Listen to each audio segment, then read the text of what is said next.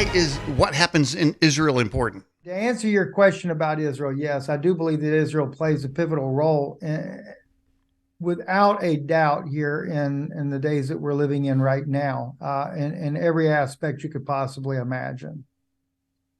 Mhm. There's a lot of prophecy in the Bible relating to what happens in the Middle East in general, and Israel specifically.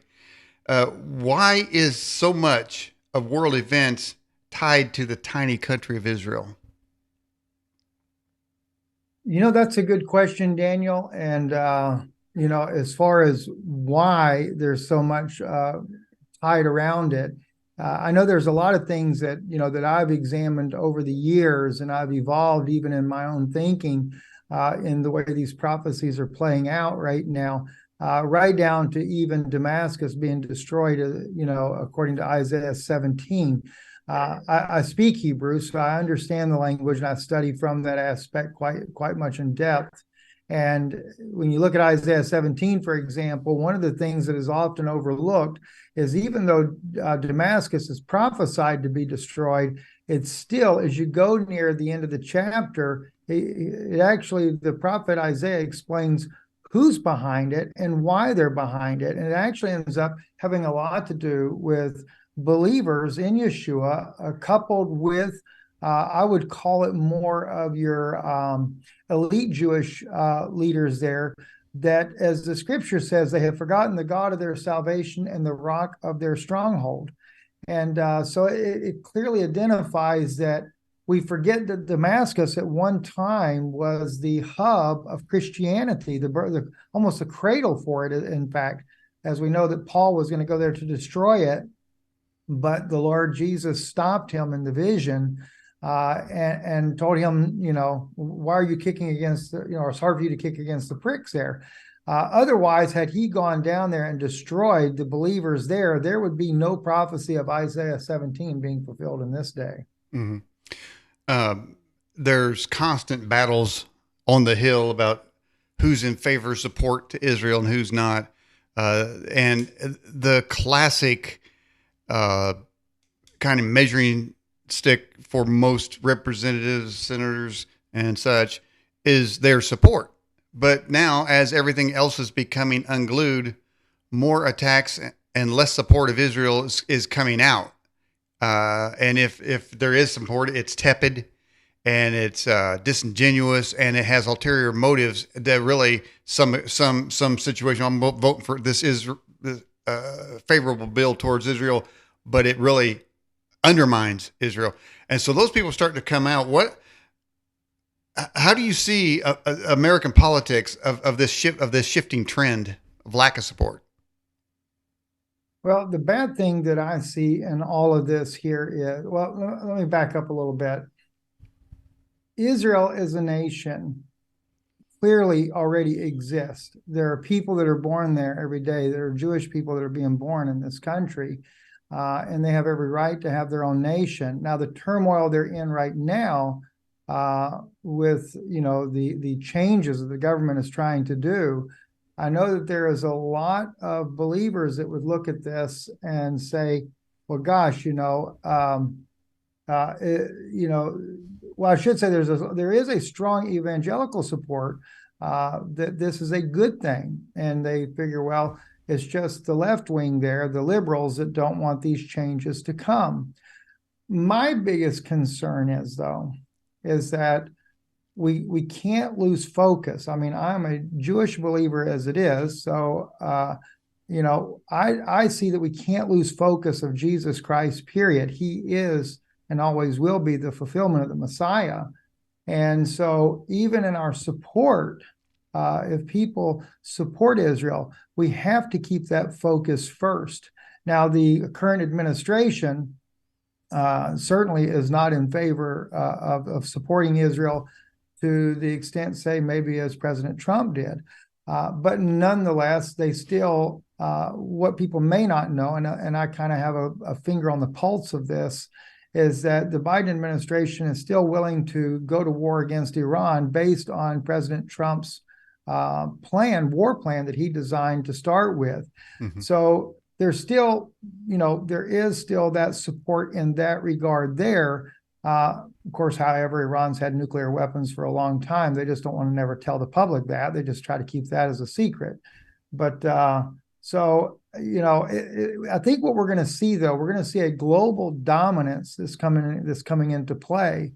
And there's some very strange things that are happening right now in the nation there. I've got friends in the Mossad over there. There are some that are for what's happening, some that are against what's happening in the country right now. But it certainly is definitely in a turmoil. And it will, and I've said this for years, Daniel, it's going to be a theocracy. It's not going to be a democracy in Israel. We've known this is coming, and that's going to be a shock for a lot of the world to see. And to me, it's setting a stage for a Messiah that is not Jesus Christ, and that's a great concern that I have. I'm not a theologian or an expert in any field, but when you say a Jewish Christian, is that like covering both bases? It's funny. There's a lot of people that were Jewish that converted to Christianity, and they'll call themselves Messianic. I don't really like that title myself. It's just that in my background, in other words, I come from a Jewish background. As far as my family were Jewish people to start with. So a lot of times I'll use that. In other words, when I say that is to try to clarify too, that when I discuss issues about Israel, it's your own bloodline, it's your own people that you're talking about. So if you end up criticizing a little bit, it's like, as the Bible says, that the cleaning up of the house has to begin at home first. So so therefore you try to point out those things that are not exactly right, but then also the good things as well. There's a lot of good things that's going on in Israel. And my issue is I don't want people to lose sight of the good, nor of the things that are going to adversely affect, especially believers in the long run, because that's one of my biggest concerns, is that Jesus is going to get pushed aside for those that believe Jesus Christ is the Messiah, and in favor for some radical changes that they want to bring about on a global scale. Which, by the way, Daniel, you may not know this, but Israel right now actively, it's not public, but actively are signing with the BRICS nations and have been dumping the dollar now for several months. That's something I'm waiting to see when that comes out in the headlines. Well, that's it right there. Israeli News Live. It's got the scoop on that, but you mentioned possible war dealing with Iran. It seemed like Trump had them in chains over there. Now it looks like they're getting the nuke technology one way or another. But there's also some sort of global reset that's trying to be foisted on the rest of the planet. And you mentioned their support of the dollar, which now they're trying to, as we all know, are trying to replace the petrodollar. But it just, and then we have the Biden administration just throwing every kind of weapon systems that we have to Ukraine, and all of our resources are going over there. By the way, I don't know if you heard me say, and you already know this, that not only are Democrats voting every time to give Ukraine whatever they want, however much they want, they voted against any kind of tracking of where that money goes. Now, why would anybody even do that? It seems to me that money's going somewhere else. Do you have any information on where all those billions of dollars are really going to in Ukraine? Unfortunately, the Ukrainian government is probably the most corrupt government on the planet right now. And of course, it goes back to the Biden administration, back when Biden was with Obama, under the Obama administration, when this all kind of got kicked off.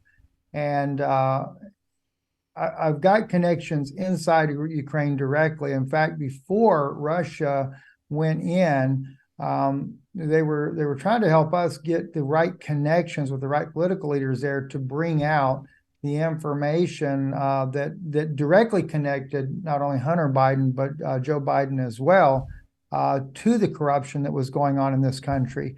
Now, speaking about the corruption, not only is it the money that's going into the hands of the pockets of the politicians, but if you remember, Daniel, they shot down this helicopter a little while back over in Ukraine that had, I forget which part of the government was in that helicopter, but that particular part of the government was about to blow the whistle on Zelensky. And because they weren't getting their kickbacks from the sale of arms, we were shipping in all this military arms, and that arms was being sold on the black market. Turkey got a lot of those weapons. It also ended up down in Mexico as well.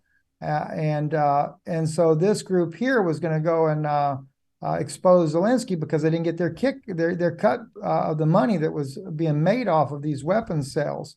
And so the next thing you know, well, the helicopter goes down, kills everybody on board, and that ends that problem. Wait a minute. There was another helicopter crash. Was it SEAL Team 6? I believe they got blown out of the sky. There's a helicopter, and they were supposed to have a protecting helicopter, and they didn't give it to them, and then somebody blew them out. But so there does seem to be a pattern there. But so I mean, now they're wanting to send, and they may already have sent, it doesn't make any sense to send our F-16s over there. It's another escalation. But the fact is, I mean, I'm looking at Ukraine, and I'm seeing a bunch of miscreants, just a bunch of goofus. I mean, you see Zelensky and dance videos, so I imagine that the Ukraine army probably looks like gang from Hee-Haw. They're not going to be able to fly those F-16s. Why are they even sending them over there? America's. They might get in the jump seat back there, but they're not going to fly those planes. Why would we even give it to them? Well, that's the interesting thing. Not just the F-16s, even the Abrams tanks. We have sent in our own people to run these. It's too advanced of a system and we don't have the time to be able to train the Ukrainians. The United States has been in a proxy war with Russia ever since. Even these incursions that are going in behind the enemy lines inside of Russia, that's our own military that is doing that. It's not they say the Ukrainians, the Ukrainians went and did this, or the Ukrainians went and did that. No, they haven't. It's been the U.S. government.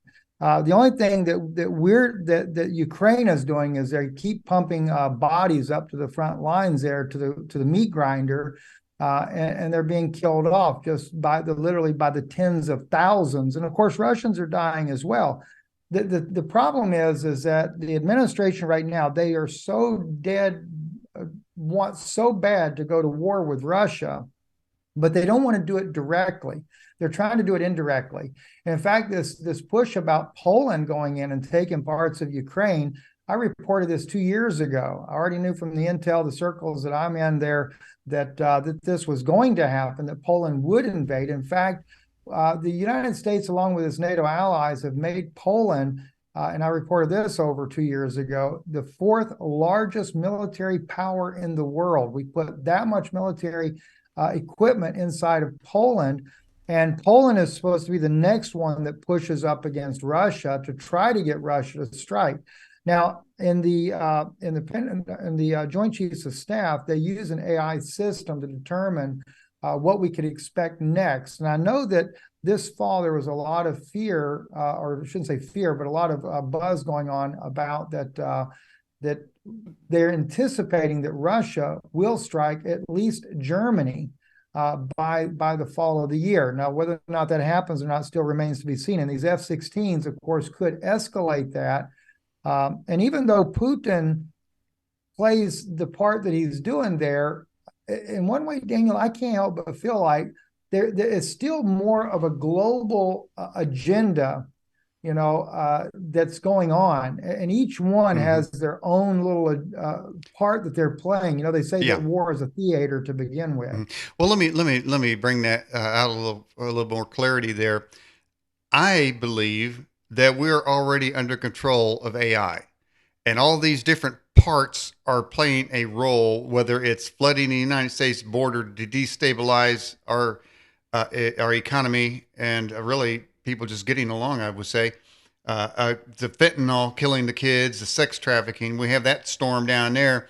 We have the storm of draining our military hardware and assets. I mean, Joe Biden tried to, when he gave away $85 billion worth, I'm sure that was part of the plan. It worked out really well. That took out a big swath of our military hardware, got them off our battlefield possibilities. And then we have an ammunition shortage now.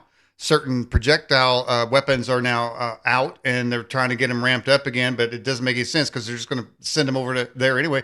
Then we have the realignment of the monetary systems. We have a war on food with through fertilizers, trying to just going to starve people to death. But every they seem to be disjointed. And of course, we have this creepy old fool that can't walk two steps without falling down and sniffing little girls, and he can't put a sentence together, running the country. But that almost seems like, so you could see like an AI program saying, here's what you need to do to get to this point: destabilize military conflicts, this, that, pieces moved in, tear up the public school systems, what have you, put out a pandemic type of thing. And they seem like they're not connected, but they are connected. And it seems like there's a storm coming. Can you pontificate on what that end goal would be from the AI point of view? Yes, it actually, Daniel, there's a couple of different aspects on the AI, and AI definitely is already in the play and in the mix. In some of the briefings I've been aware of, I know that, for example, let's say China has an AI system that's totally unchecked. They'll use it in their military. It can go completely sideways and everything else. But when it comes to the US and their projections using AI, the plan is far more complex, and there's been all kinds of crazy things that I've heard about this system, and of course, we have a lot of or basically the lack of oversight in the AI arena. And it does determine what's going to happen, what wars we're going to do, which direction we're going to go in. But at the same time, it depends on who's programmed AI. I know that they want to see the demise of the United States. They're wanting to see the U.S. go down. At the same time, Russia has planted nuclear devices off the eastern coast of the United States, and we can't even track for sure where they're all at. And you've got, this the whole objective of AI is to bring about this new world order. And so all the military moves that are being done, in fact, we're supposed to have so many fronts, by next year, it's not even funny. They're going to have the front not only with, of course, Ukraine and Russia, but we're going to have NATO facing off with Russia. And in fact, that's the one thing that China is waiting for on their invasion of Taiwan, is for us to be bogged down with the war with Russia. And then at the same time, then we're going to have the Iran-Israel confrontation that'll be going on next. So all these are supposed to kind of go down simultaneously. And then, of course, I got told recently that North Korea is going to get thrown into the mix, but that's a little different issue that they're talking about on that one there. But yeah, AI is definitely in behind the scenes running it. And of course, when we look at artificial intelligence, one of the things you got to keep in mind, Daniel, is there are entities that are above human that are involved in that game. And that's the reason why AI is so prominent in our system today. Would AI qualify for the Prince of the Power of the Air? I could see where it could be. I haven't actually gone down that rabbit trail yet, but I can certainly see where it could be. In the Book of Revelation, it does talk about man developed something, and it says power was given unto the beast to both speak and to make decisions on the earth and to kill. So it seems that mankind is going to, that's right, mankind. I'm not saying one kind. I'm not playing that game. Okay, it's mankind. Is giving something power. And that power is going to turn. It's going to turn on us. An easy way to check. There's different AI systems out there. There's Elon Musk. There's that robot-looking dude. Zuckerberg got one. Everybody seems to have some kind of AI chat program. But I think the simple test is whether you're dealing with a good program is ask AI how many genders there are. If it hems all around and tries to trick you with any other than the obvious truth, then you know that it's You talked about who programs it, but that's the kind of truth you'll get. So really, it's ridiculous. It's just another fact checker made by some kind of kooks. Well, listen, we got tons of questions in there. By the way, welcome Australian Ben, and put you all the way first in the live chat. If you guys have a question for Stephen Ben-Nun, just put it in the live chat. Here we go. It says, Stephen, do you agree with Mike from around the world, where he says Nibiru will be visible in 2 weeks. I don't know if you know. I think Mike from around the world is on Paul Begley's show.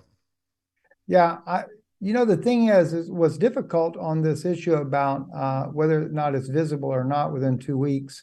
I mean, I've been getting a lot of footage that's been sent to me recently. In fact, one recently around the moon that's very obvious is some kind of rock that's very huge that I just shared yesterday.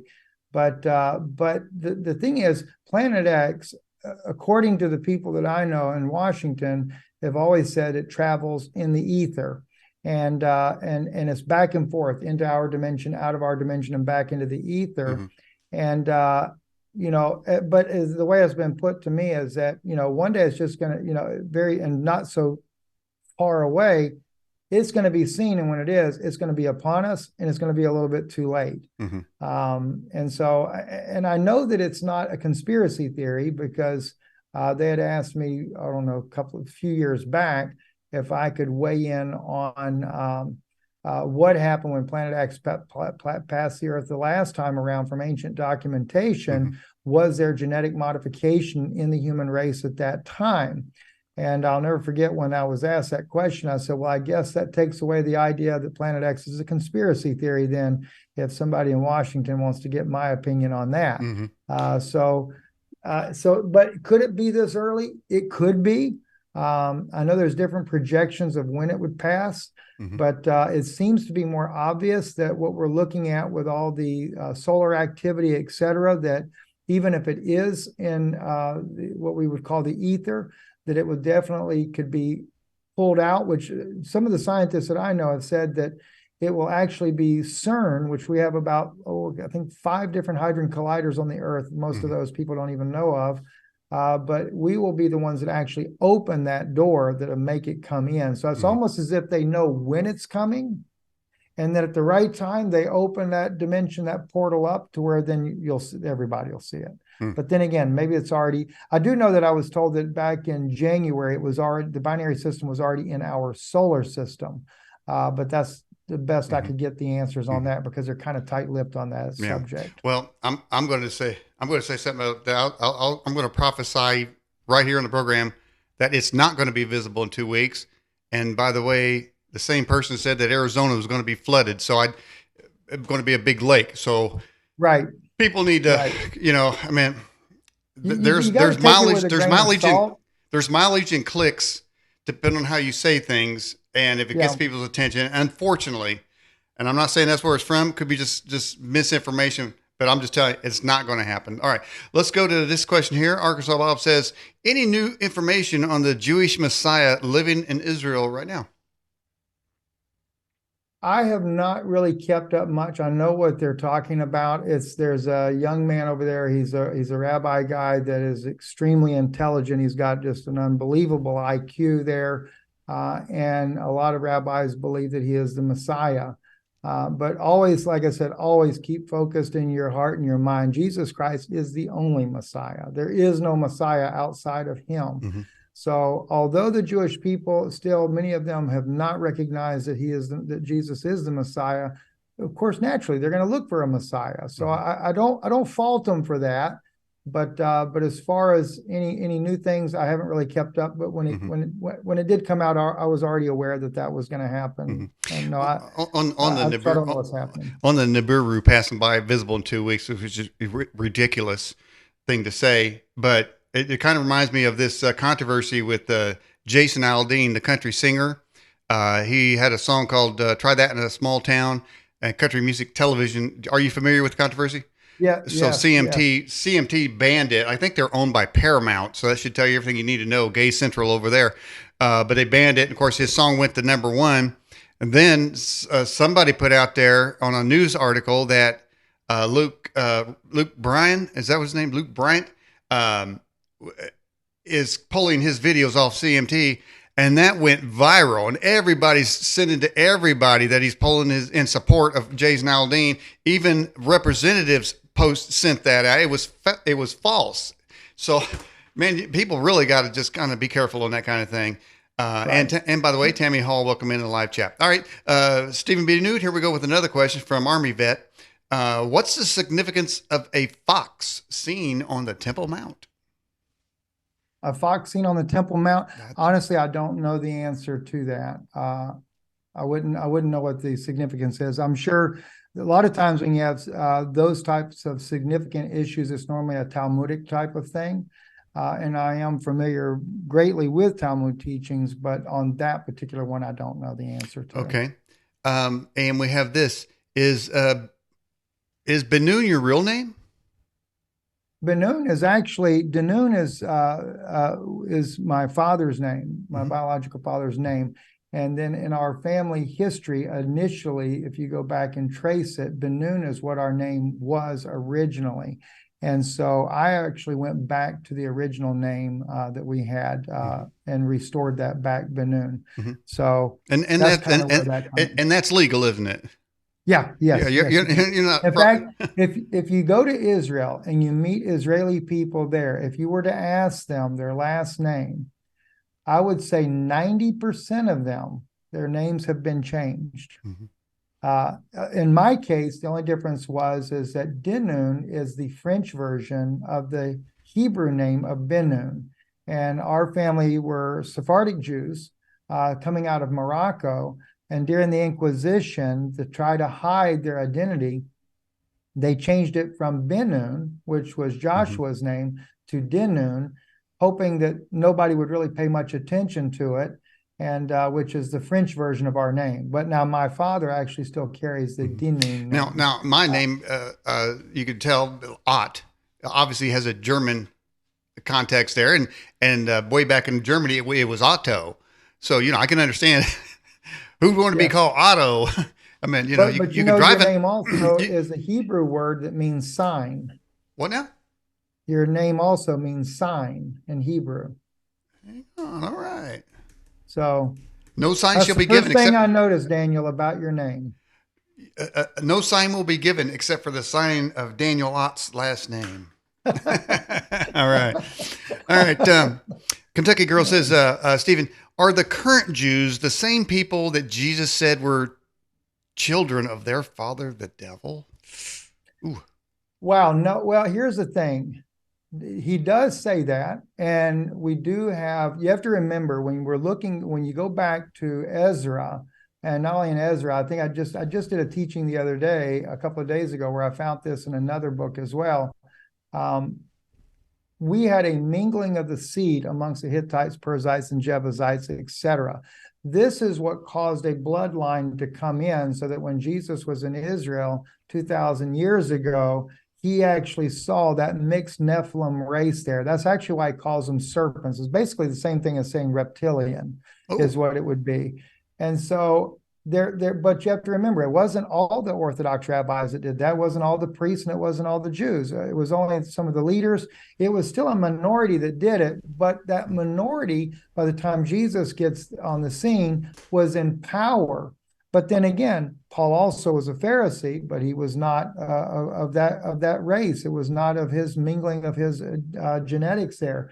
Excuse me, Nicodemus that comes to Jesus by night would be another example that was not of that. So the Jews that we have today, just like in any group of people, you're going to have some that'll be genuine people, and then you're going to have some that'll just never get it. They'll never see it. They'll Mhm. never believe it.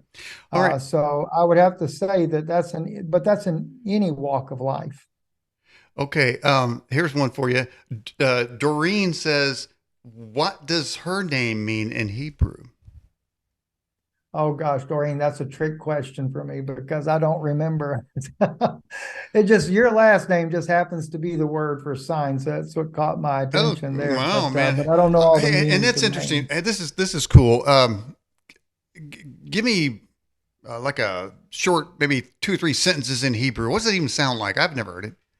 Never heard Hebrew. Well, we can start off with the beginning of the Bible. Bereshit barat Elohim et hashamayim v'et haaretz v'charetz v'vohu v'tohu.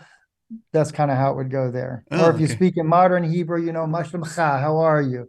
Oh, Gamania ohev otech. Yes, also I love you, and things like that. So, Now, when I hear that, there's almost a sadness to the cadence of it.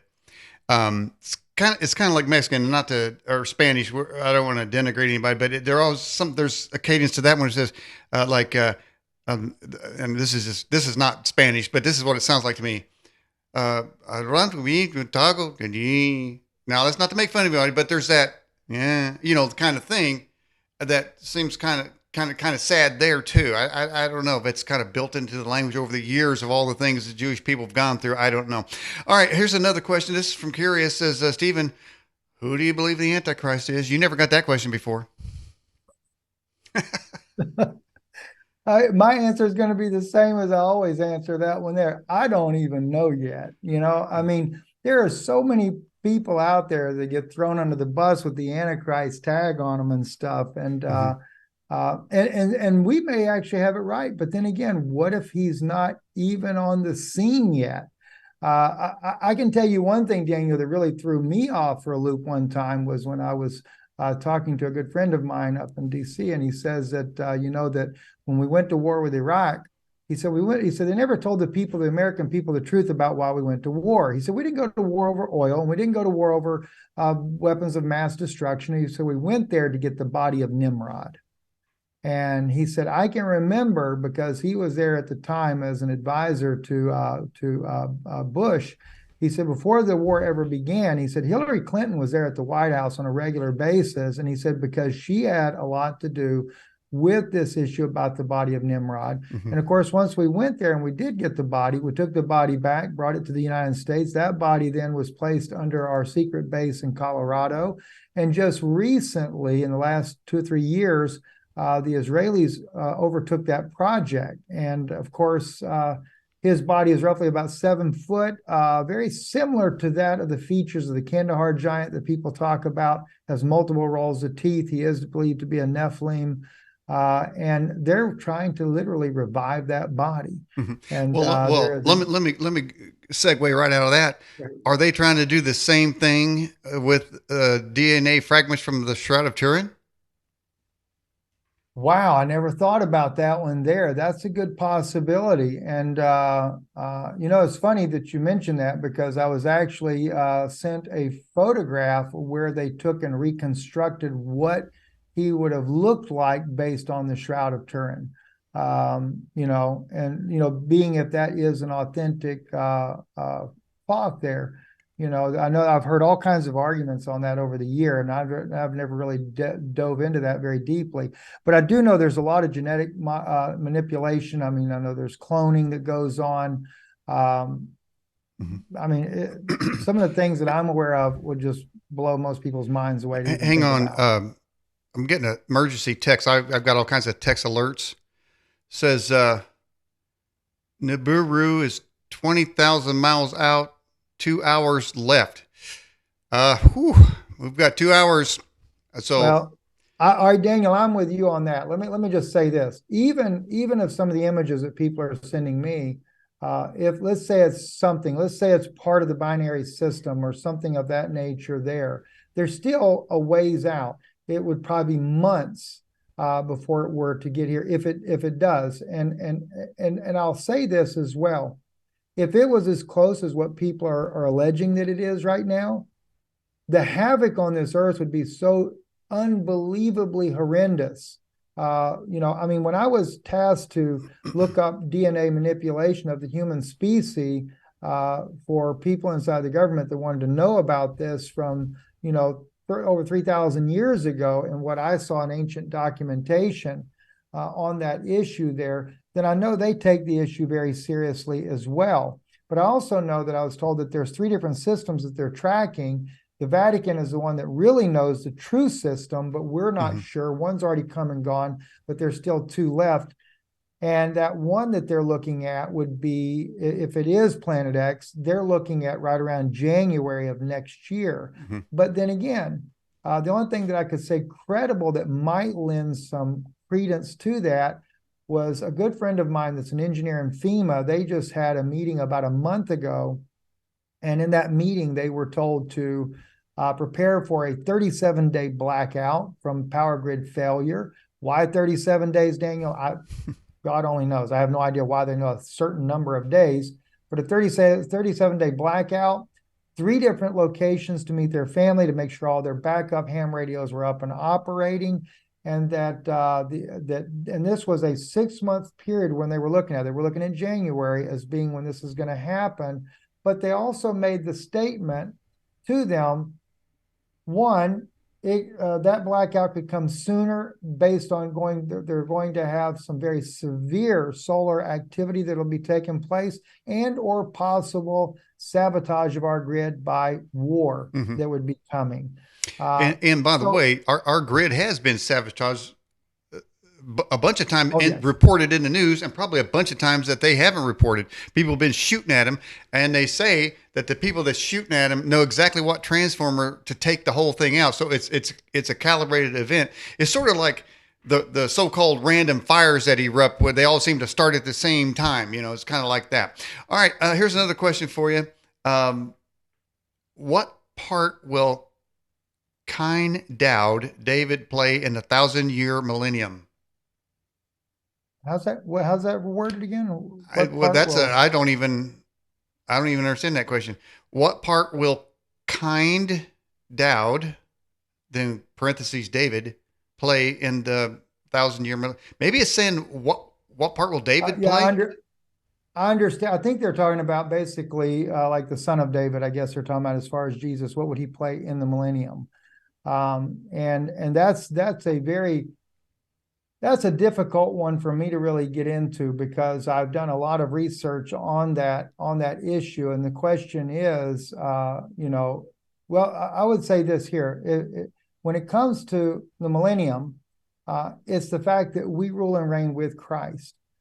But what I'm concerned about, Daniel, more than anything right now, is that Israel is trying to make a false millennial reign setting in motion. When I say Israel, it's not the Jewish people per se, but I think this is what we see going on with some of the elite in Israel.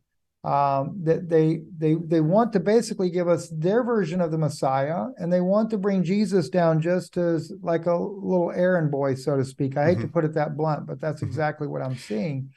And that concerns me. That does concern me. So, we may get, especially in a new world order system, the way things are headed right now, we may get a system that appears to be godly that may be just the opposite.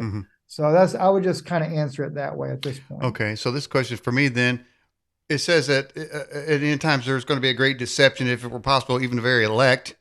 First of all, who are the elect? And second, what do you think that deception might entail? That would go back right to what I'm seeing happening right now. It comes down, Daniel, I feel like it comes down to a division that's taken place in the body of Christ. And sadly, that's happening. When we see our eyes get off of Jesus and we begin to, let me put it like this here. I understand rabbinical law very well. I'm not an expert, but I understand it very well. Would I want to go back underneath a law like that as a believer in Jesus Christ? I mean, because granted, what did he say? He told us, he said, there's 2 laws. Love the Lord thy God with all your heart, with all your soul, and with all your mind, and love your neighbor as yourself. He said all the laws hang on those 2 alone. Because truly, if you love your neighbor as yourself, you're not going to covet. You're not going to want his wife, his tractor, his chickens, or anything else. And you're not going to take and go kill your brother, etc. All these things. We would never, if we loved the Lord and we loved our neighbor as ourselves, that's why the Gentiles were always a law unto themselves. So even as a Jewish person that understands, under Judaic way of thinking, 663 laws that we're supposed to keep, and then top that off with a bunch of Talmudic laws on top of that. Do you really want to go back into that? Would a Christian want to go back into that? But yet I'm seeing this happen more and more and more.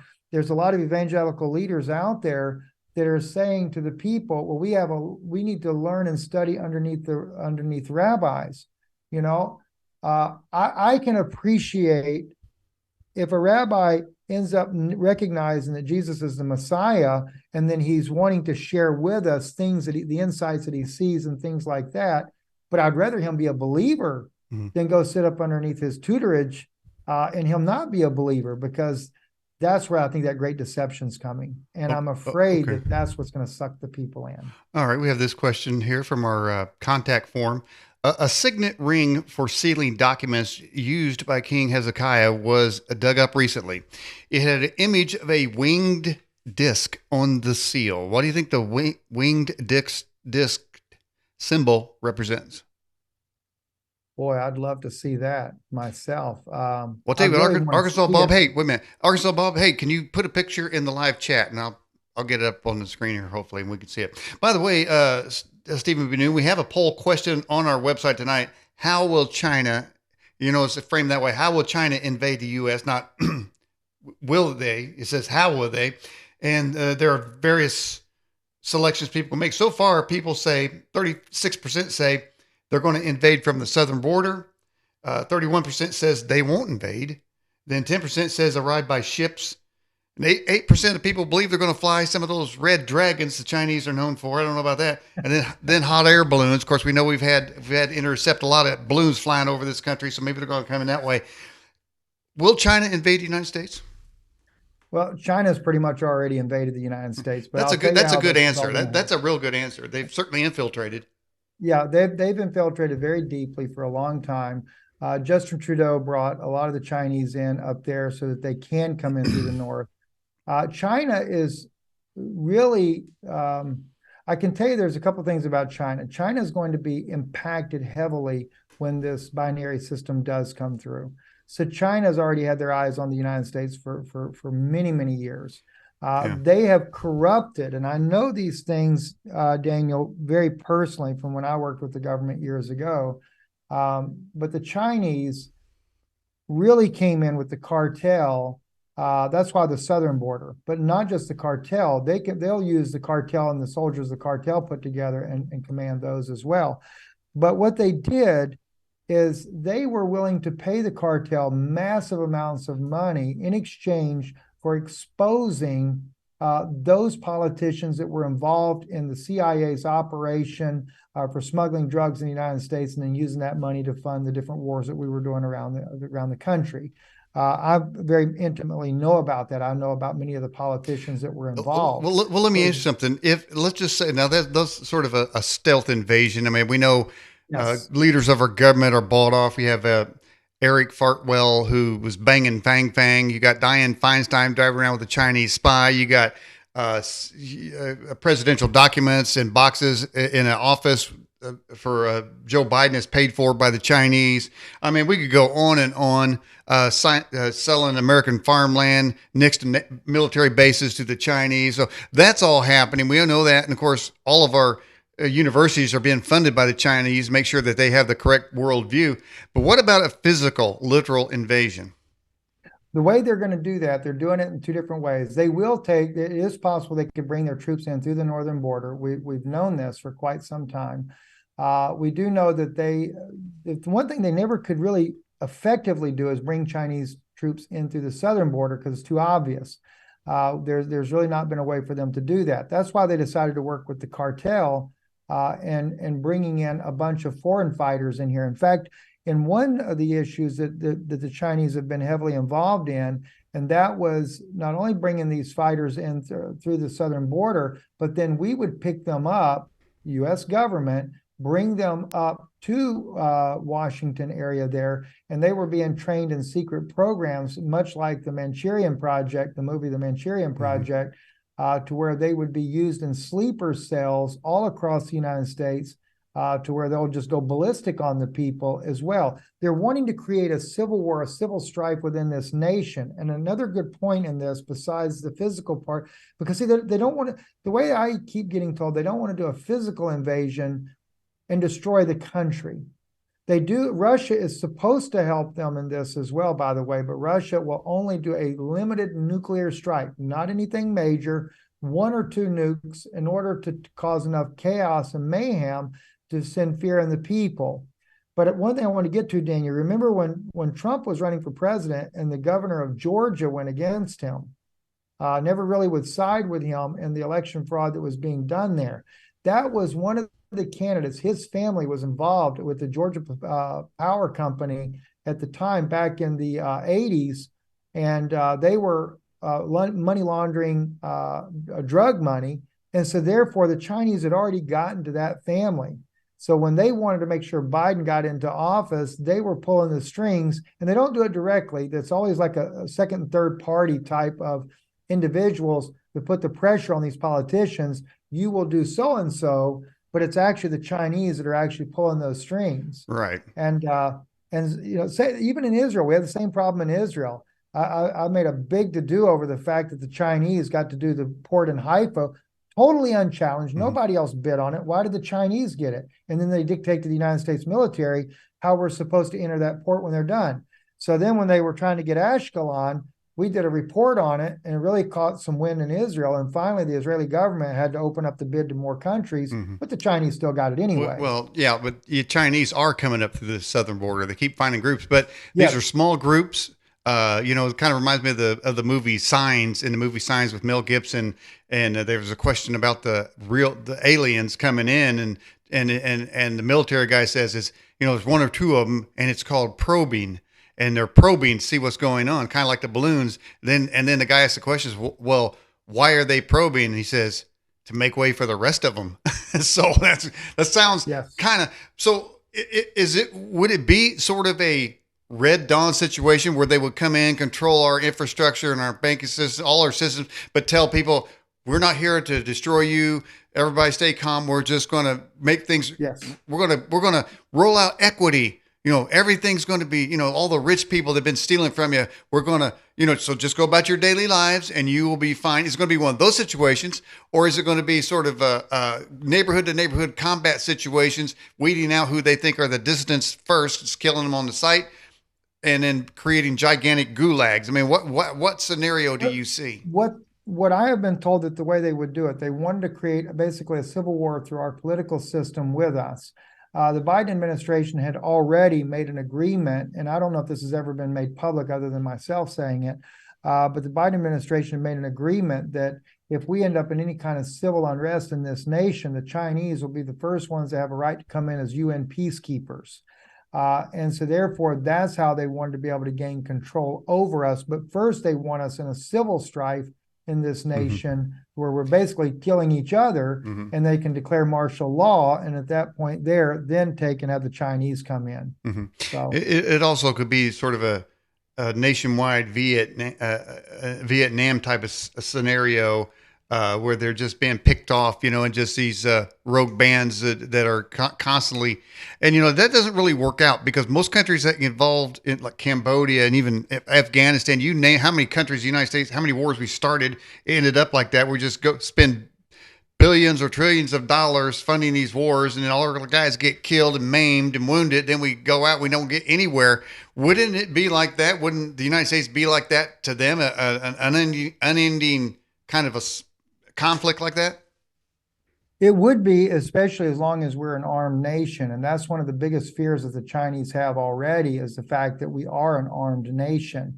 And so therefore, they have constantly are pushing, especially when Democrats are in power, to disarm this nation. They would like to see us fall in the same footpaths that Australia did, where the next thing you know, a country that had the right to bear arms, suddenly they're now disarmed and can do nothing about anything.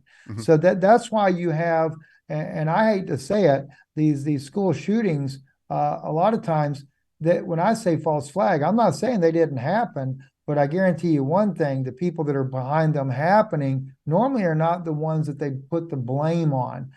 Just like in the case of the school shooting down in Florida, I actually knew one of the students there that we were going to try to get him on, but he knew that the guy they were blaming was not the guy that actually did it. The kid that they said he had the thoughts in his head and stuff like that.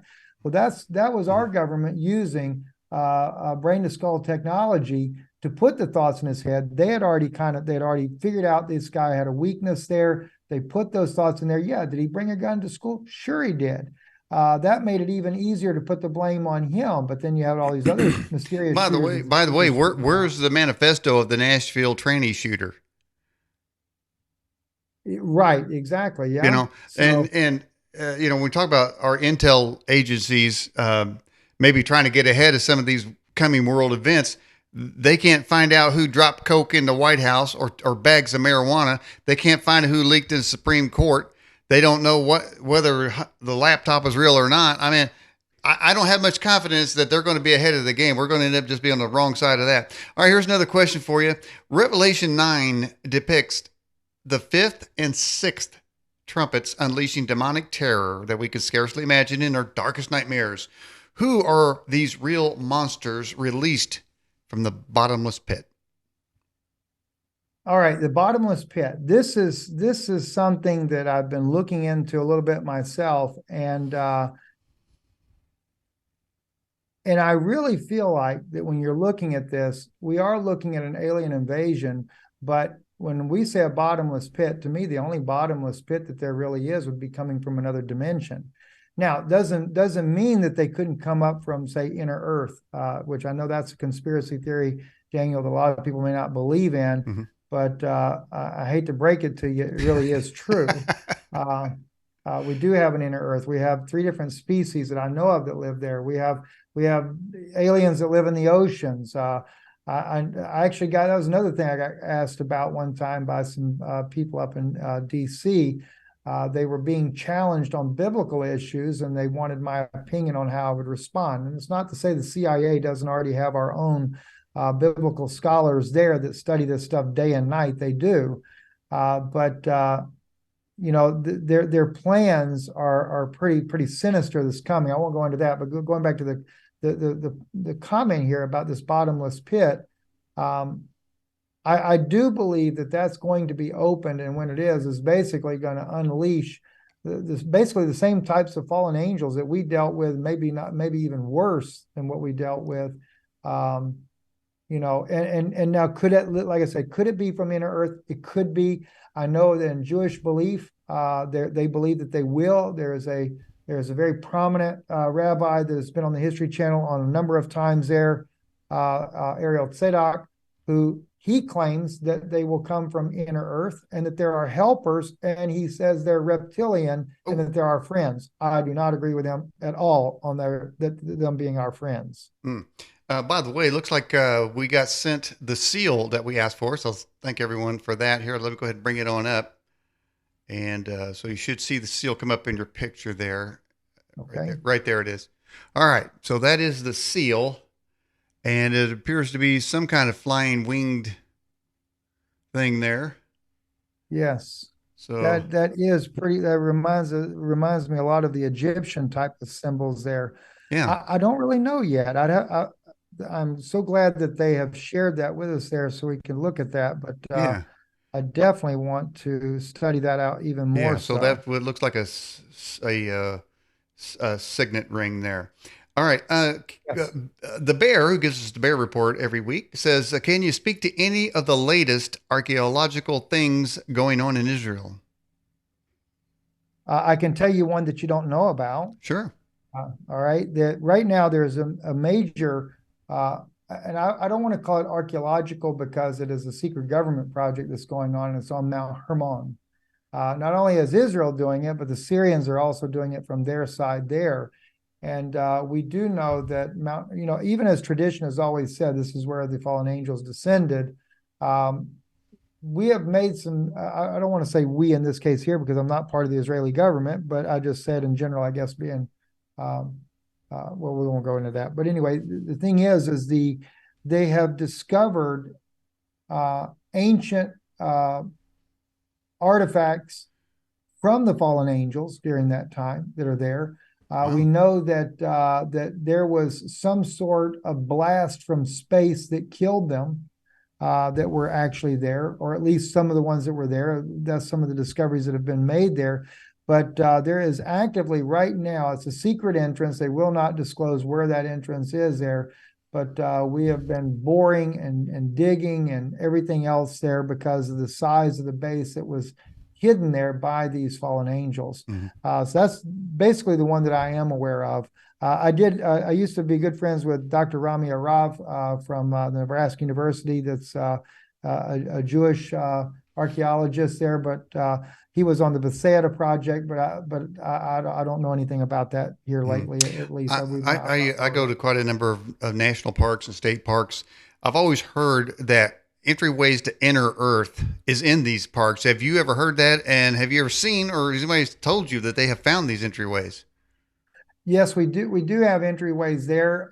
We do know. In fact, there was we'd sent in out west not too long ago. It was about a year ago. We sent in some of our Navy SEALs because they had using satellite footage and everything. They had discovered this one particular entrance there that they wanted to have checked out, and we ended up running into some creatures there, similar to what I guess you might say the Kandahar giant was and Wow. stuff.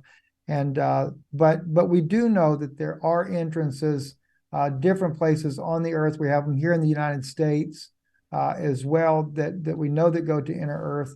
As to my knowledge, though, we have never tried to access those ports there, mainly because they're normally guarded. They're guarded by something, whether it be these Kandahar giant things, whether it be what they call a Bigfoot, which we do have one of those guys in captivity. Uh, and they're like an interdimensional being. So the way they keep them held in captivity is some type of, I would just call it like an electrical fence type thing, but there's Hmm. some kind of thing that keeps them from being able to go from one dimension to Mm. another. Yeah, that's the only way you're going to catch one of these things. So I've got pictures of footprints that are clearly Bigfoot footprints, and they're and on and where I've gone deep into the forest and such. So, but there's not going to. I don't believe a trail cam is going to catch them. It seems that they have some sort of awareness or shield stealth technology. I don't want to say technology. I'm almost thinking more on the lines of maybe a chameleon, the ability to merge with the environment. Now that's not technology. That is nature. I don't know how many animals on this planet that can disguise themselves. I mean, there are insects that look like Right. sticks. You know about the octopus, what he can do. I mean, chameleons, that's where that word came from. So that's not supernatural there. Though there also probably is a supernatural component of them going in and out of dimensions. And, they say a large number of people disappear from national parks, and I guess they may be having them for dinner. Um, there is a lot of discussion about what the government knows on UFOs on the Hill lately. They say people are saying we're going to get this thing out one way or another, and they're slowly torturing us with drips of information here or the other. But the latest round says that we've got, and you mentioned that we may have a ship somewhere or who knows what, but we've got their technology. And I asked a previous guest this question: if we've got reverse engineered alien tech, it's got to be substantial, and we're all kind of hoping, kind of deep down, that gives us an advantage. Like if we get attacked, we're gonna hit them with some alien beams, man, of some sort, a phaser, photon torpedo. But the question is, do our adversaries have the same alien technology, or are there so many species that there's like a mutual assured destruction type of things? And we don't know if we got, they don't know if we got the reptilian technology, and we don't know if they got the insectoid technology, and who's got the best technology in a world event. Because I would hope somehow that we would whip it out in an event of a major conflict. Well, the answer to everything you said is pretty much true on every level. Each government in the world, as far as major governments, are working with one type of entity or another. And we do. I know down at Dulce we have the reptilians there that work with our people there. A good friend of mine, a close friend of his, actually has to work with the reptilians, scared to death when he comes out, because they have a way to scan his brain when he comes back. So if he's disclosed anything, he's going to probably end up being lunch. So he's very afraid when he comes out. The reverse engineering, yes, there is so much technology that we have, Daniel, that most people don't even have any clue of. Like, for example, we hear a lot about the TRB-3s. Mm-hmm. We have 20 of those spacecraft. That is reverse engineered technology that we have done from a craft that we've shot down, or either craft that Russia shot down and we ended up retrieving it before they could get to it. All right. That happens as well. And the TRB-3s, though, there's one of those that is kind of like a biological engineered type of craft. If people remember the picture they showed in Saudi Arabia where President Trump is there and he puts his hand on like this crystal ball type of thing there like that, Hmm. in one of those craft that we have that we reverse engineered, that's kind of like what the pilot does. He'll grab a hold of that ball, but then this black substance comes out and like almost like in a movie, crawls up his arms to about his elbows there, and then he becomes one with that craft. And from what I've been told about this, is that he's actually been successfully able to fly to the different bases that we share in space. I say share. We didn't create these bases. These are by either by aliens. The Russians basically are the gatekeepers to the space program, which a lot of people don't know that either. We have a very close connection to Russia when it comes to space travel because they're what we call the gatekeeper. They're the ones that work directly um, with the alien entities. In other words, you just don't go flying up in space without permission, so to speak. And so we've been working with Russia very closely on that. We always will, though. Although we may war on the ground, that part is not going to change.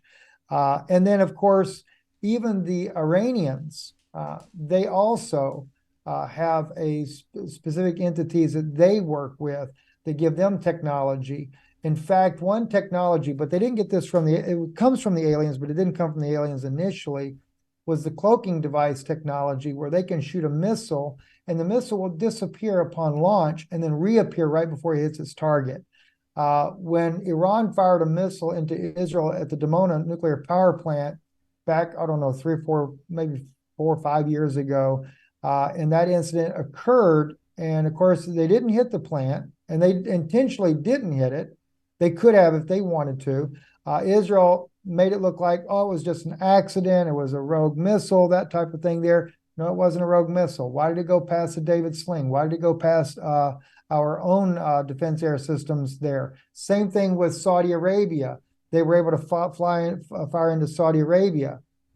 They were using the cloaking technology that we see in what was those movies back from the 40s where we could make the ship disappear, Daniel, and it would reappear again. Uh, that's real technology. And yes, Iran does possess that technology. And they typically, what the entities will do is they try to keep a balance in power because they really don't want us using nuclear weapons on each other. For some reason, they've always said to me that a nuclear weapon affects multiple dimensions, which affects them as well. So if we use something in this dimension here of a nuke, like in the case of Hiroshima, it will circle back around. It will affect other dimensions that are going on. And of course, we know about those dimensions through CERN from our own learning of that. And we also have a spaceship that's about a kilometer long that is also used. That is a cooperative effort from different nations, but it is all classified. Nobody ever brings out anything about that. And I'll throw in one other one for people that are listening. If you ever seen the movie Life, where they show this little organism that comes on board and then it grows up like into an octopus, that's actually based on a real story. And it is on a space station, but that space station travels between here and Mars and back. Hmm. And that Well, somewhat happened, but the entity they show in the movie was almost identical to the real entity that did what um, it did. you mentioned octopus. There are so many movies out there where the alien species is an octopus. Um, what is it about that keeps appearing that way? That was a question that I asked about one time because I was curious about this, and the only answer I could ever get is that they believe that the octopus, even in our ocean, is actually considered an extraterrestrial origin of a species. But no one has ever been able to really define that for me. Is that really 100% yes or no? Um, and also too, I want to mention too, Daniel, the Israelis, they work with the uh, I think it's the insectoids that they work with. And in fact, a friend of mine, he's got a very good, he's in Mossad, and his friend there works directly with them. He said their IQ is over 1,000, and they had been working on a DNA manipulation program back before COVID vaccine came out. So I don't know if the two were linked together or not, but they were specifically looking for certain coenine DNA to mix with Nephilim DNA. Hmm. Wow. All right, we got some more questions in here. Let's get these again. Curious, Stephen, where do you think the U.S. fits into Bible prophecy? That's a good one. I think I know where they're asking about this, Daniel. Is the United States considered modern day Babylon or not? I don't think so myself. I mean, but yes, I'm sure there's a lot of different prophecies that we could look at that we would certainly fit in there on. But that would be a tough. Now I do believe that we're the daughter of Babylon, perhaps in the Bible, biblical Seems like the prophecy. United States is like the horror Babylon, man. By the way, Yeah, somebody, yeah, she's definitely of the whore. There's no doubt. But a lot of horrors in this country. Uh, yeah, so the movie Prometheus features a octopus creature. Resident Alien features one, and then one I think it might be called the Translator features it. And what it is, these giant octopuses are behind this giant window kind of glass thing, and they bring her in to try to talk to them. They're giant octopus. There were three right there. So are they mirroring reality? Or are they revealing what's happening? all right, I'm going to I'll give them a little extra bonus to go with this. Um, there is we have an underwater species of alien that lives in the oceans, and in fact, there is a large community of them that live in the oceans up near Alaska. Wow. And in that community there, these type of alien beings are they can breathe air, but they can also breathe underwater as well. They do have a head similar to a human, but then it's kind of like these flaps that come down, and it's almost like an octopus, little strings on their Mm-hmm. faces Yeah. there. That's the way it's been described to me as far as how they look. And the reason I bring them up is because this is when I got asked this biblical question, because allegedly one of these, and this is secondhand information for me, they came in, they had meetings with officials in our government. Mm-hmm. Now, when I say government, that doesn't necessarily mean presidents, things like that. These are people behind the scenes. This is your deep state people. And they were meeting with them and allegedly representing the sun god Ra of Egypt, that he Mm-hmm. was still alive, and that they're from what everything I was told, this was years ago, that in 2026 is when they will actually make their appearance here on Earth, and they're going to Wow. say they sent Jesus, they sent Muhammad. They're going to say how they built the pyramids, what the pyramids are really used for, which I'm already aware of all that information as well. But in so doing, that's where I kind of think of the octopus type of thing there. But they really, I'm afraid this is going to cause a major shaking if all this is really true, and this does happen. And I can't say 100% that it will, Daniel. I don't know 100% for sure. But the bonus I want to throw in there though is, if you want to look at movies that are based on true events that I'm aware of, the movie Underwater is based on a true event. Mm-hmm. We did have a creature that came through the seafloor. It was by an oil rig, but we actually killed it using our attack dolphins that we had trained. And the creature looked very much like what you would see in a Godzilla movie. And that's why it was destroyed. We're continuing to have these types of creatures appear in the oceans and stuff, because in inner Earth, there are a lot of prehistoric and creatures that make prehistoric creatures look like babies Mm-hmm. that are out there. Another movie would be, and I forget the name of it, but it's the one where they show, I think you may have mentioned the name of that movie there. They have this type of device and they're able to go through it to another dimension. Mm-hmm. And that movie is based on a true story, although it's really, in fact, they show this alien creature that literally looks like what we would call a draconian, but draconians are much taller than what they show in the movie. I think they show him like muscular looking, lizard looking kind of guy, but he's only like maybe 7 foot tall in the movie, whereas a real draconian is closer to about 20 foot tall from what I've been told. Mm-hmm. And but the what was behind that we had actually discovered out in the Middle East, we discovered this type of some kind of device, and they brought it back. They had this thing underground here in one of our bases here in America, and they couldn't quite figure it out, but they knew that it had some type of frequency, and that if you did a certain code on it, it would send out like a signal. Well, while the scientists were working with this thing there, they actually got a signal back. And then they had to determine, do they answer the signal or not? Right. In doing so, they did answer it, and they brought in a creature that looked like about a 8-foot worm that came in and killed several of the scientists that were in the room, and before they could actually kill the creature itself.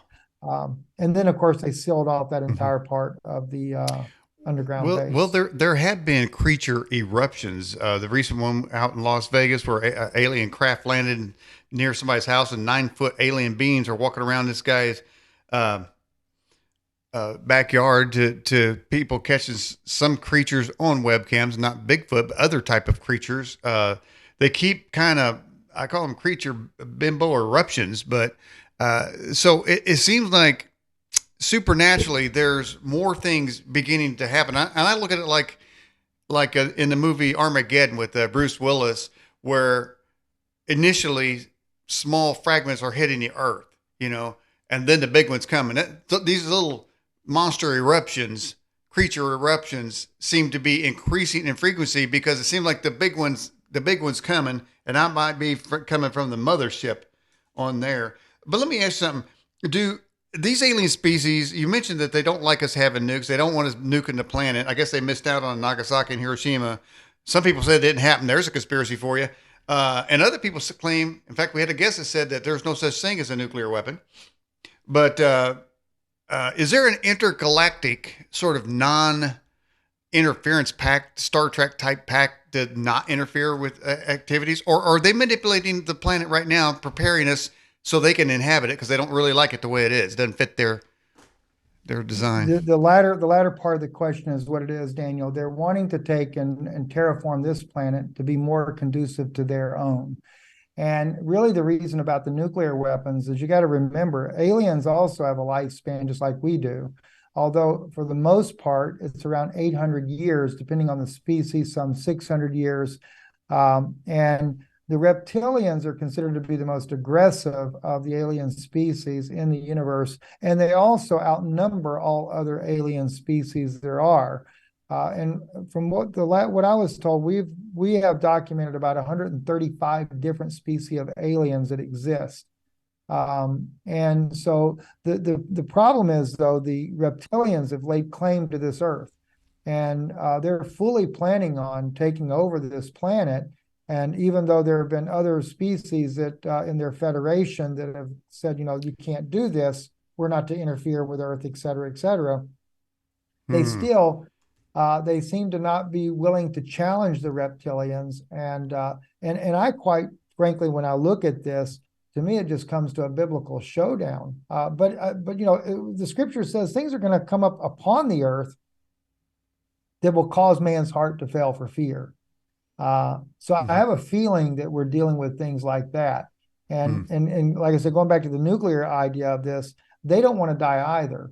So I mean, there is risk for them dying. Same thing, like for example, that we have our viruses on Earth are toxic to many different alien species. Hmm. That's why you don't just see aliens running around everywhere on the planet. Some people say, well, why don't we see more of them? We're toxic to them, and vice Hmm. versa. That's one of the reasons why they asked me about the DNA manipulation. They felt like that part of this whole thing going on with the COVID thing was to create a vaccine that would actually make it to where we could coexist with one another. Although, if that is true, and I don't say that it is, I don't know the answer to that, but if that's true, we've had a lot of people die as a result of that as Hmm. well, that experimentation. But I've also been told it's not the first time they've done that type of experiment either, Hmm. trying to get where they could get a coexistence. But of course, they do want to take and eliminate a lot of the humans on the earth to begin with before they even start to even Well, consider the I coexistence. got news for 'em, the reptilians. I'm not going to give this planet up without a fight. Nope. That's right. So I So, agree with you there. so they can take Absolutely. it.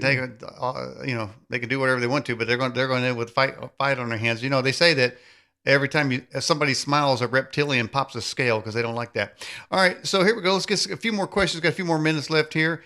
Um, can you tell us a little bit more about Inner Earth? Inner Earth. Boy, I've heard of so much about this particular subject here. I know that the Venetians are the ones that are there, and that was something that was really brought up that was interesting to me one time as well. Was we have Venetians that have interaction with our own government, and the question was brought up one time though, why can't the Venetians that live in the inner earth, why can they not leave inner earth? And nobody will answer that. There, for some reason, there is a group there that is not allowed to leave inner earth. And I have wondered, could they actually be some of the original fallen angels that are imprisoned, and that's where they're imprisoned at? I did a video many years ago about the fallen angels in prison in Antarctica, and but there again, we also have you have basically, like when you go down where Admiral Byrd went to, where we hear the famous stories about what he encountered. He actually went down there twice, and I don't know if that's really known by a lot of people. The first time he went down, he met with the alien entities there, and demanded that they turn over the Third Reich, but they refused to do so. That's when he goes back down there thinking he could war against them and overcome them, and of course we got all that handed to us. Now, the reptilians, on the other hand, they don't actually live in what we call inner Earth. They have subterranean cities, and they're connected to each other all over the earth, especially down in Africa, because they like desert types of climates. We have huge underground places there where they live, out towards Arizona, New Mexico, and even under California, etc. And one reason, hence, why we have our bases, some of those out there, which Dulce being one of those bases there.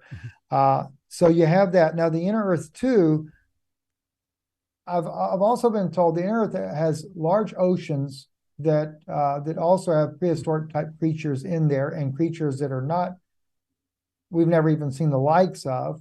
And I've been told that there are, it's an environment that's not, even though they say it's a beautiful environment, it's an environment that is not very hospitable to humans. So that's about the best I know on those issues there.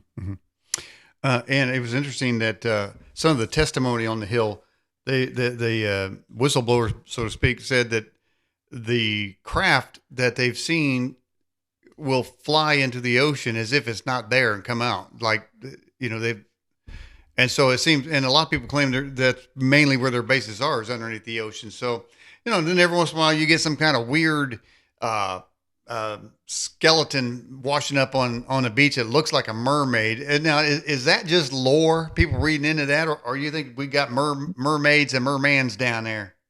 We do. We actually, there's a colony of them that live off not far from the coast of, I think it's San Diego. There are other colonies as well. I have been told that because I actually wondered if they weren't, when we read in the book of Enoch where it talks about they sinned against the animals, was that one of their experiments? Because I know in Dulce on the 7th floor, they still do experiments like that. Literally the most horrible things you could ever imagine that I've heard about, where they splice a human with an animal or something like that. And they actually are successful in doing so. And I wondered if that's how the mermaid got started. But I was told that from what the individual that I know that is in the know of this, that the answer to that was no, that they did believe that they were like a prehistoric type beings, but they've been here ever since then. So yeah, and we do have one or two mermaids that we actually have in captivity as well. Wow, I didn't expect to hear that answer. Well, what about this? Are there mer trannies? Mer trannies? Mer trannies. I'm not familiar with that term. Mer transsexuals. Oh, mer trannies. Oh, you got mermans, mermaids, I don't know. mer trannies. I've never asked that one before. Well, now wouldn't that come from the days of Noah, the Sodom and Gomorrah? I mean, that's there could be some mer trannies down there. You could be. I have no idea. So I'm breaking some news. I can break some stuff on here too, Steve.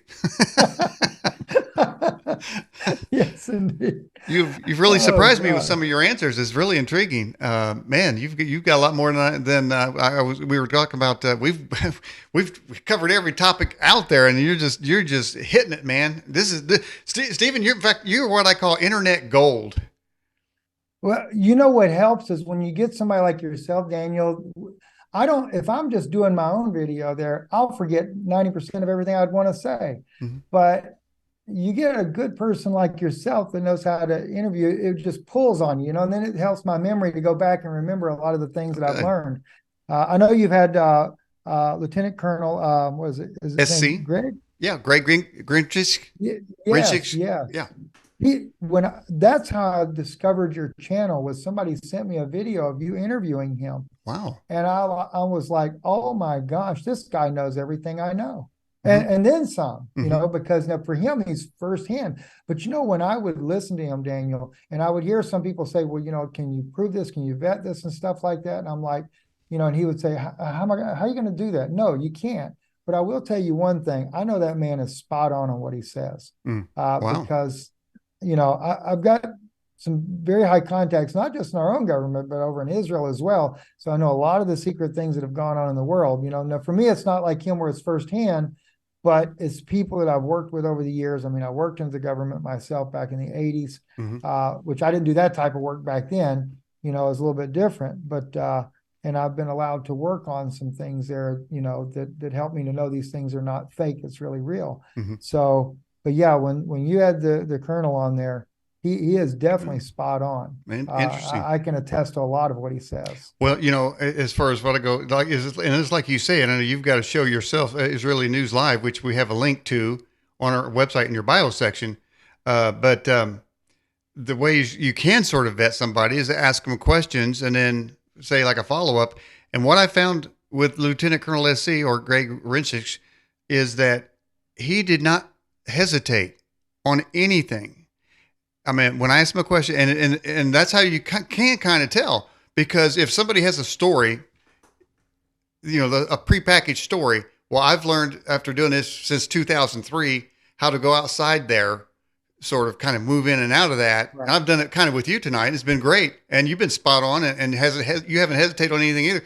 But when I go out, if he's continuing to answer out of any sort of prepackaged think, oh, we'll talk about this, and if there's no hesitation, is it, well, yeah, it's this.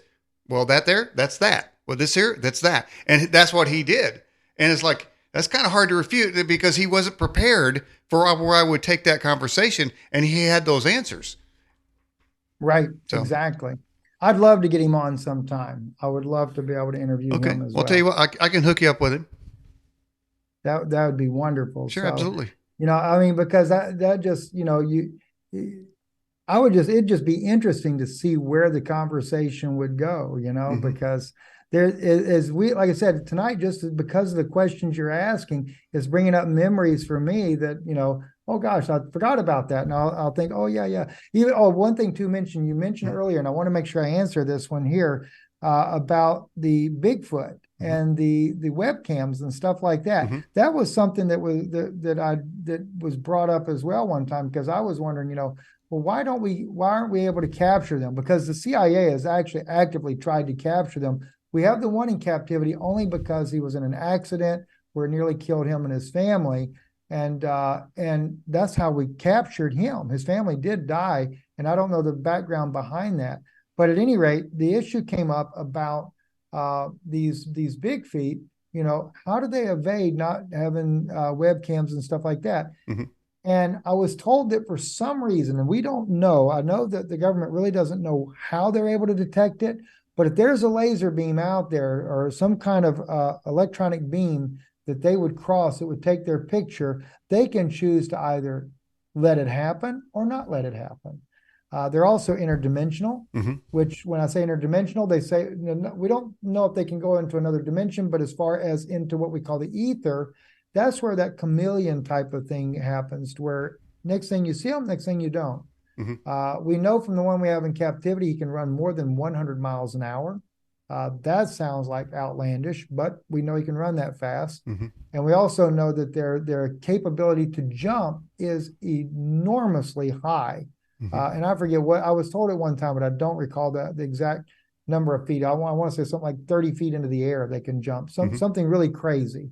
Hey, well, I'll tell you what. So Well, before we go here, let me show you a picture that I took of a Bigfoot uh, footprint here. It was in Yellowstone. So let me get out. I'll get out of the picture here, and then so you'll see it clear enough.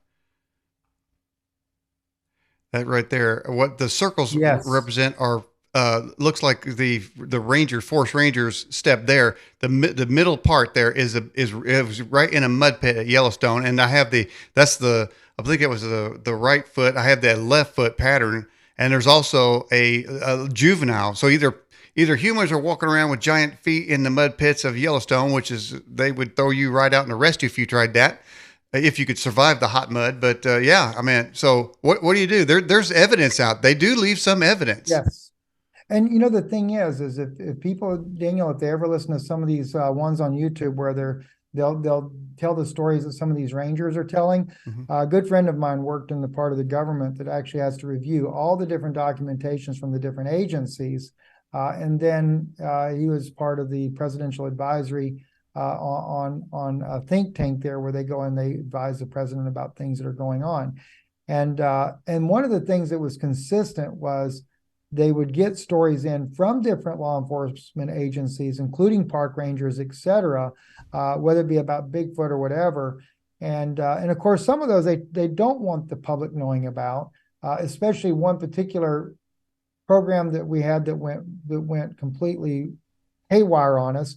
And that's where we had it's a super soldier program, but it was basically altering that super soldier into a different type of creature nearly.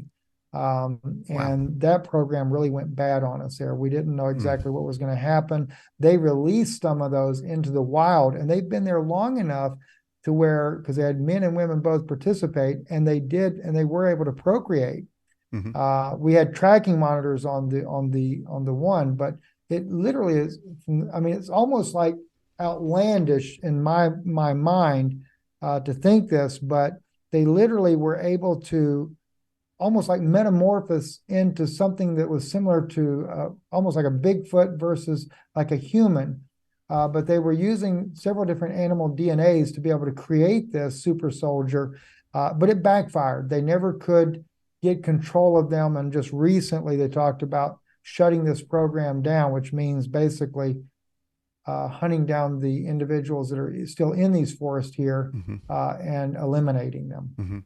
So that's some crazy stuff. And I mean, that's like sci-fi type of stuff. I don't even know if I can handle that. Well, there also seems to be some sort of time element, and it kind of is relegated to back when the X-Files first came out. They showed Mulder showed he would jump out of a car and put an X down on spray it on a thing to show there was a missing time type of thing.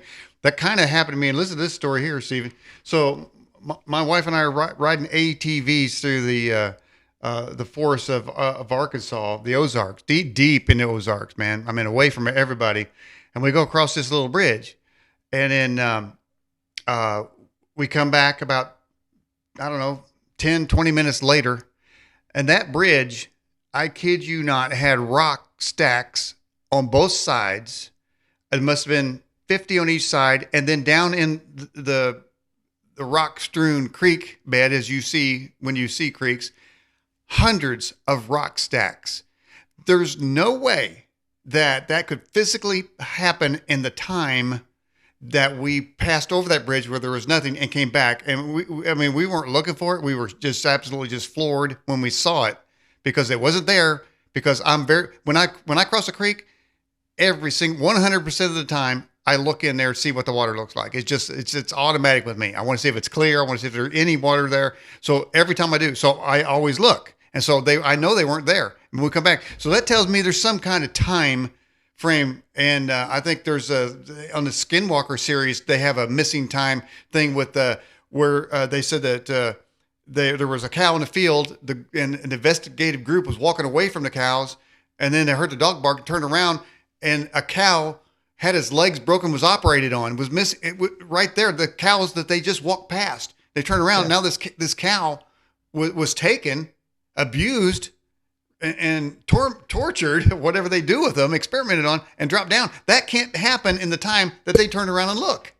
There has to be some time element to it that they're able to speed through time. I do believe that. That's something I'm going to have to ask about so I can get an answer on that part there. I've not actually asked about that particular issue before.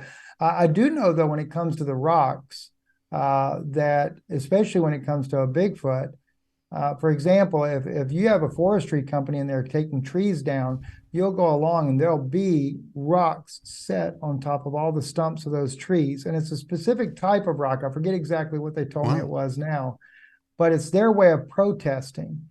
And one of the things that they said to me as well, that they believe from the way that the scientists have studied it and the government secretly, is that the Bigfoot was kind of like the Nephilim of the day, but they were put here on the earth as I guess, keepers of nature. They say that most Bigfoot are not violent. They wouldn't harm you. But oddly enough, there is a red-headed version of the Bigfoot that they say is aggressive. So just for food for thought for people. Well, that's a pretty good food for thought. Well, Stephen Ben-Nun, we're getting near the end of the broadcast here. Anything you'd like to say about your website or how people can get in touch with you? You go right ahead. Oh, well, thank you. IsraeliNewsLive.org is the easiest way.